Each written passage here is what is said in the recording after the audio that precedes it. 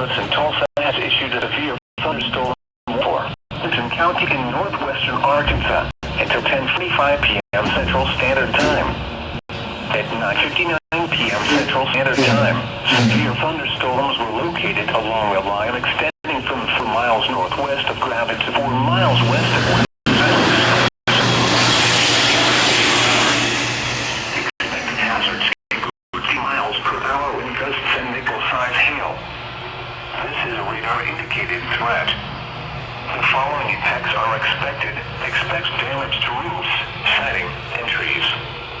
Locations in or near the path include the